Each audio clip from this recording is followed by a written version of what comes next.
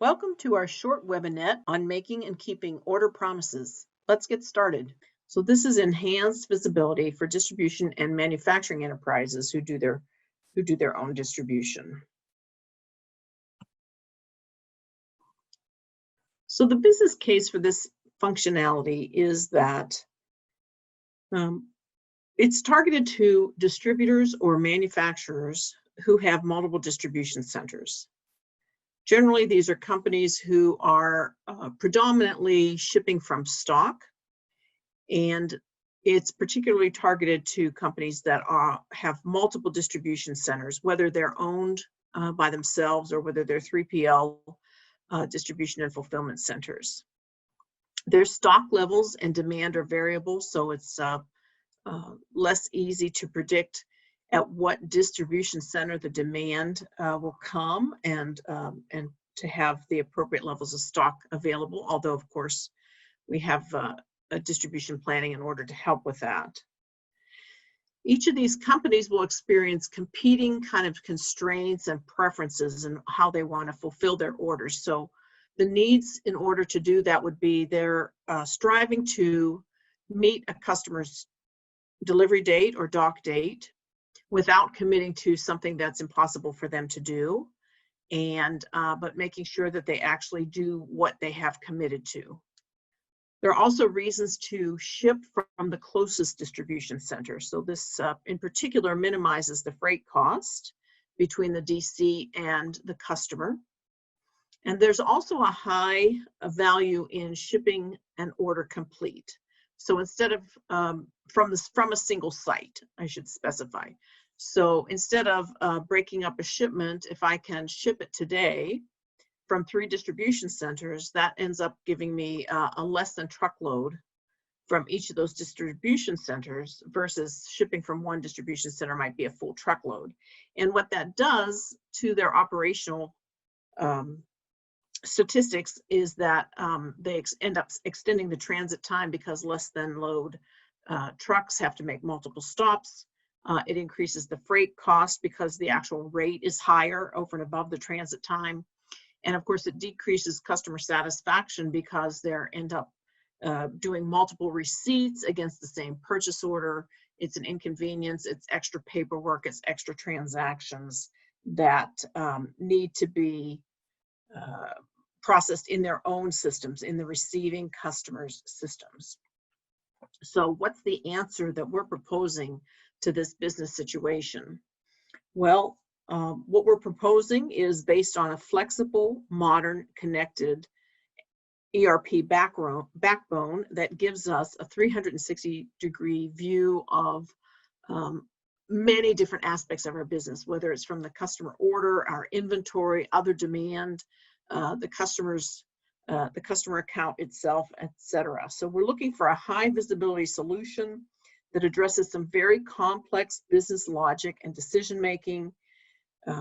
We also want to have something that has the high potential for automation. So the case that we're going to walk through today is going to show you step by step the availability of the information, but in the ideal solution that we would propose, it would be a completely automated step where the user doesn't have to intervene at all except in a case-by-case basis or to address any kind of exception situations. So at this point, we'll be setting the scene of the particular scenario we're going to talk through in this particular webinar. So this is Valley Manufacturing that we're working with. They have, as I said, multiple distribution centers. The sales order and the customer on the sales order has a ship to address in Napa, California. And that is going to make the preferred distribution center for fulfillment out of our Sunnyvale, California location. And they have a required date of, the first week in May, whatever that might be. They're ordering 3 line items from our company, a total of 25 desks with 3 different finishes. So that ends up being 3 different SKUs, 10 of them in black, 10 of them in dark, and 10 of them in butcher block. So let's go to the demo. So the ideal scenario is for the company to be able to ship the order complete from a single site and meet as closely as possible the customer due date. So let's have a look at our orders. So let's look at our sales orders. And the order in question is this one, and that's going to be order 10682. So when we review this order, we'll see the header is made up of, basically information about the customer and the total value of the order, their PO number, and whether the order itself is on credit hold. The 3 lines that we talked about, the black, the dark, and the butcher block, are listed here as the 3 line items. You can see they have a ship to address in Napa. And then, of course, the system would have defined the issue from site for that as our Sunnyvale site. So you see that listed here. And of course, you're going to have visibility into the scheduled ship date, the due date for the customer, and so forth. But now let's focus on the informational panel that we see in the left here. So if we have a look at this sales order header availability panel, it says using site Sunnyvale, the earliest single site ship complete date for this order is June 26th of 2020, which of course is going to fail as far as we're concerned with our due date from the customer. And then it gives us some details. So the line and date summary is the next line shown here. So the line and date summary says line 1 is available to ship April 28th. Line 2 is not available to ship until June 26th. There's a problem right there.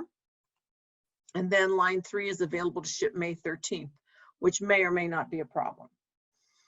So at this point in time, we can do a couple different things. Well, the first thing we can do is pick a different site to check the availability. Or we could check the availability in our Sunnyvale site and review the line details. Now remember, this is a process that we're doing manually as we walk through to see the logic behind it and to see how the system uses the data available to it. However, this is a process that can be completely automated and could run every time we get a new order completed into the system and auto calculate these dates and auto assign dates and sites. But here we are, we're looking at our Sunnyvale site. So now let's just go through some diagnosis and see exactly what the problems are. So we know the second line item is the line item that's going to be the latest. That's probably going to be our real point of pain. But let's just see what what information is available to us at this point. So for line item 1, we've requested to go through line by line. So for line item 1, we have a quantity required of 10, and the material is on hand at this site, which gives us the scheduled ship date of April 28th. And you can see a summary here in 2 stages. The first is for this particular ship from site. So that's our DC. The total demand is for 35. Our demand on this sales order is only for 10, but that with accumulated with the other demand on the site is a total of 35. We have 100 on hand, and that leaves 65 available. We have no open POs at this point, so we're capable to promise 65 more of these to other orders. And then the second section below talks about all sites, and so it accumulates that same data across all sites. So we can see from a total company standpoint, the net capable to promise. And the system goes through these line by line. So you'll see a slightly different scenario in the next panel. So this says that material is neither on hand nor on order to this site. So I have 0 in stock. My standard lead time calculated out gives me if I placed a purchase order for this item today from my supplier, it would arrive and be able to be fulfilled by June 26th. So that's going to take into account the vendor's lead time, the vendor's transit time, our own inbound receiving time, etc. So it says if I order this today for this delivery at this site, this it could be turned around and then shipped to our customer by June 26th. But below you see that we do have this item at other facilities, and that's going to be of interest to us at to follow through and see what the where I could get this from if I wanted to ship everything from a single site. And then it also shows that there are open purchase orders, none for this particular site, otherwise they'd show up here above the all sites line. But for some other site, there's also, in addition to what we have on hand of 140 and available of 100, there's this open PO, and here it is right here for 50, and that's going to come in May 13th, but clearly not to this particular site. So this is our real pain point here. We could look at the third line item and go through that process, and we'll just flow through that quickly to kind of point out slightly different data coming up. But the net of all of this is that this could ship May 13th. There's open POs to this site. There are open POs to the other sites. But we can move through this then and get to the next point in time. So what we want to do is maybe figure out, we could view that total situation here if we just, without reviewing the line details. We don't have to look at the line details. That was just an option for us. So we could do that. Or we could focus in on this line item here, the one that was problematic, that had nothing in stock that we could ship from, and nothing coming in to the Sunnyvale site. So if we have a look at what the details are on that line item, now we get a more complete picture, and we can see that for our demand of 10 here, we don't have any on hand at this site, but we have 140 at various locations. 100 of them are available. And as we look through this, we can see in the available stock area on the panel on the right, we can see that the Dallas site and the Miami site both have quantity on hand. All right, and so we could go further and drill down and see into details about those. But then, and from here, we could actually check this box, and then we could update the line and the site with a new site and the date. If we wanted to do that at this point. But we want to do the total order, all shipping from a single site. So we're not going to manage this order on a line by line basis. We're going to go back up to the order itself.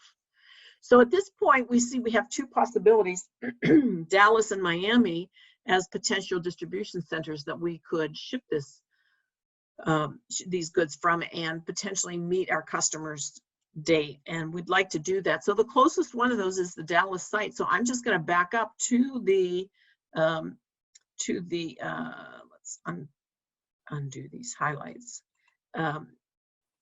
So we're back up at the order header now, and what we'd like to do from here is say, if we wanted to ship from that Dallas site, which is the closest, now give me a new calculation and tell me, can I ship this order complete from Dallas?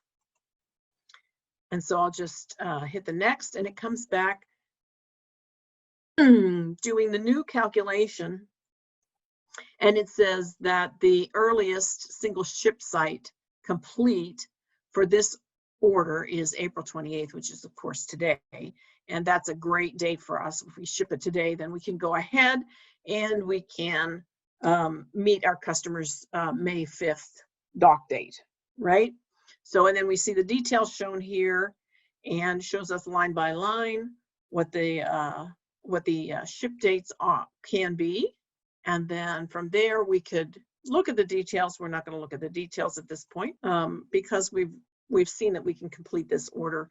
So we don't need to see it line by line. But what we're going to do at this point is do the update of our sites and dates on our line, so that we go back through, have the system tell us, hey, it has these 3 line items that are scheduled to go out May 1st. Maybe that's still a good date. We could ship them today, or we could wait until May 1st. But we're going to change all this to the Dallas site. So we'll just go ahead and say, let's ship from Dallas. Let's give it a, well, let's ship it on the 30th. And then, yeah, the customer due date is still the 5th. So we'll push that to May 5th. And then we'll just go ahead and update that. And now we'll have the most up-to-date information. And if that scheduled date had changed, if we were changing the customer's due date on them instead of May 5th, if we were sending it early, sending it late, of course, we could trigger off an email off to the customer to give them notice that this is coming early or late. But now what we've done with that process is we've shifted all those line items and said we're going to ship them on April 30th, a little bit early so that we can get them there on time. And then we're going to issue from the Dallas site instead.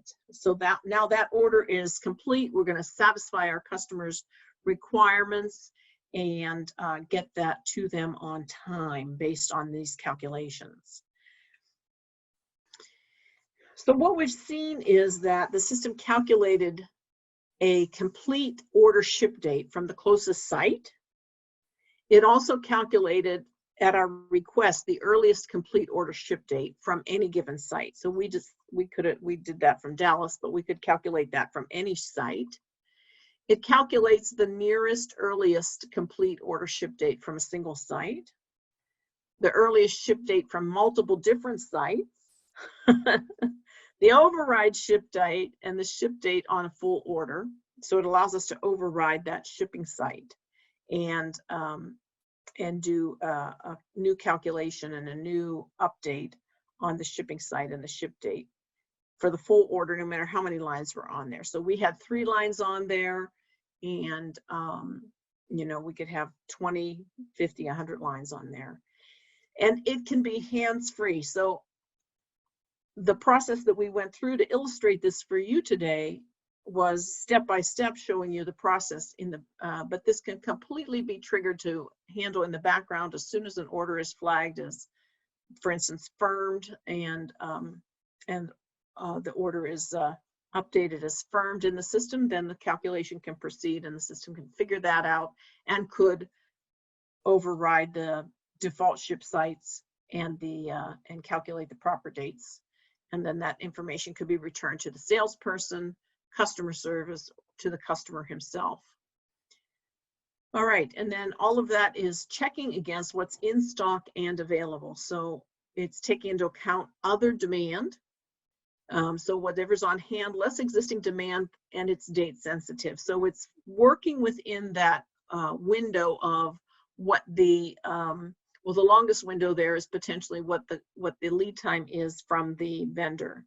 So within that window, it's figuring out all of the demand, all the supply, what have we committed to, therefore what's available in that window, and then presenting that availability back to us. And then on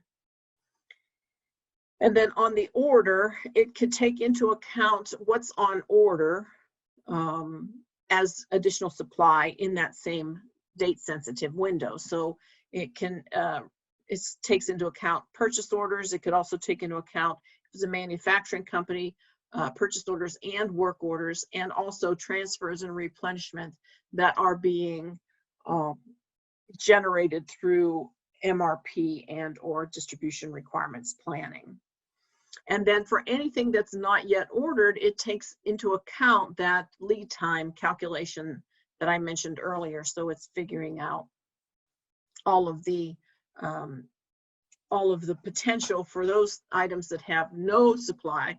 You know, what's the earliest possible date we can get if we have nothing coming and nothing on hand, based on those vendor lead time components that we mentioned.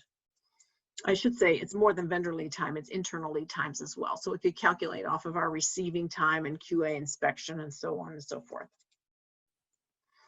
And I think the point of this is that it's based on configurable rules. So this is built off of a flow, which is a standard capability of Rootstock. And it's been set up as a template, but it can be completely configured to your business priorities. So one of the things it can check is if you have a flag at the customer that says no partial shipments, right? So it can check the no partial flag. It could use the geocode for the locations as to develop the on-the-fly location preference if there's not a standard preference for what site I ship from. It can calculate the best location based on the customer required date. It could calculate the best date for the closest location. And all of this can be tuned to your desired level of automation. So with that in mind, I think that kind of brings us back to the real business benefits out of this process. So the business benefits are really increasing customer service levels and customer satisfaction by meeting their dock dates, giving them reliable dock dates, minimizing their transactional processing at their end by minimizing the number of receiving transactions associated with their single PO. It could, if they're paying for freight, it will decrease their freight costs because you'll have fewer LTL shipments and more full load shipments. So, so that decreases their customer freight, but also potentially it could be resulting in cost reductions from our side. So it's going to be minimizing transaction loads. So we're going to end up with fewer shipments. They're going to be more full loads rather than less than loads. There are fewer transactions being processed. There will be less handling of orders, which reduces the risk of loss from damage, etc. And then if we're picking up the freight, it certainly reduces our freight cost by shifting the satisfaction of that demand to a single site. To request a personal demo, visit rootstock.com/demo. And thank you for your time.